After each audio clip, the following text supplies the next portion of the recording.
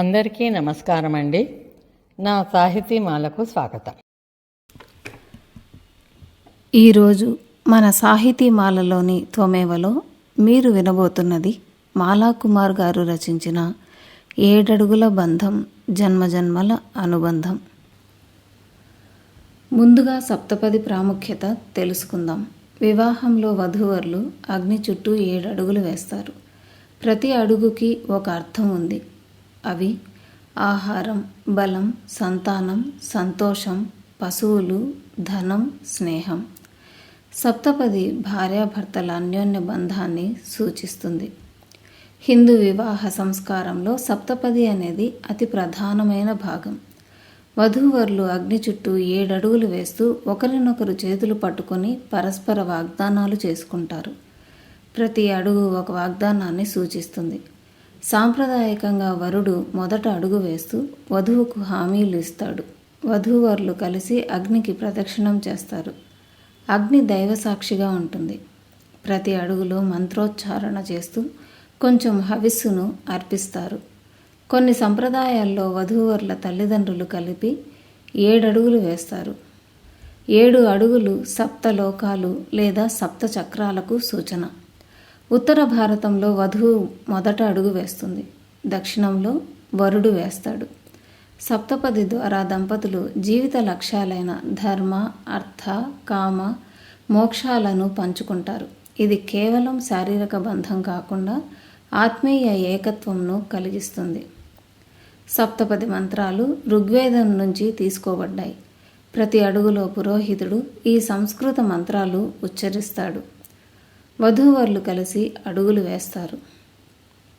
విష్ణువు అనుగ్రహం కోరుతూ జీవిత లక్ష్యాలను సూచించే ఆ మంత్రాలను తెలుసుకుందాం. ఏకం ఇషే విష్ణు త్వా అన్వేతు అనగా విష్ణుమూర్తి మా ఇద్దరిని ఒక్కటిగా చేయుగాక అని. ద్వే ఊర్జే విష్ణు త్వా అన్వేతు అనగా విష్ణువు మాకు బలం, శక్తి అనుగ్రహించుగాక అని. త్రీణి వ్రతాయ విష్ణు త్వా అన్వేతు అనగా విష్ణువు మా వ్రతాలను సిద్ధింపజేయుగాక అని. చత్వారి మయోభవాయ విష్ణు త్వా అన్వేతు అనగా విష్ణువు మాకు సంతోషం, ఆనందం కలిగించుగాక అని. పంచ పశుభ్యో విష్ణు త్వా అన్వేతు అనగా విష్ణువు మాకు పశువులు, సంపద అనుగ్రహించుగాక అని. షట్ ఋతుభ్యో విష్ణు త్వా అన్వేతు అనగా విష్ణువు 6 ఋతువులు శుభములు ఇచ్చుగాక అని. సప్తభ్య సఖ్యభ్యో విష్ణు త్వా అన్వేతు అనగా విష్ణువు మాకు స్నేహబంధం కలిగించుగాక అని అర్థాలు.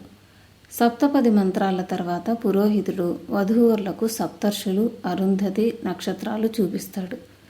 పెళ్ళి అంటే గొడవలు లేకపోవడం కాదు, గొడవల మధ్యలో కూడా చేతిని వదలకుండా ఉండడం. ఈ 7 అడుగులు కేవలం నడక కాదు, నవ్వులతో, గొడవలతో, ప్రేమతో సాగించే జీవిత ప్రయాణం. సప్తపది అర్థం తెలుసుకున్నాం కదా.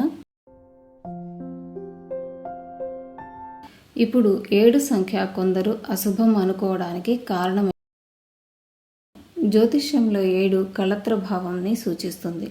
ఇక్కడ ఏమైనా సమస్య ఉంటే పెళ్లి ఆలస్యం, గొడవలు వస్తాయి. అందుకే ప్రజలు భయపడతారు. 7 అశుభం కాదు, 7లో ఉన్న పరిస్థితి బట్టి ఫలితం మారుతుంది. కాబట్టి 7వ ఇల్లు దుష్టగ్రహాలతో అశుభం కావచ్చు, కానీ శుభాలతో మంచిది. ఇది మూఢనమ్మకం కాదు, జాతకంలో గ్రహాల ఆధారంగా మారుతుంది. దీని గురించి విపులంగా పండితులను అడిగి మనం తెలుసుకోవచ్చు. 7 అశుభం కాదు, అపోహ మాత్రమే.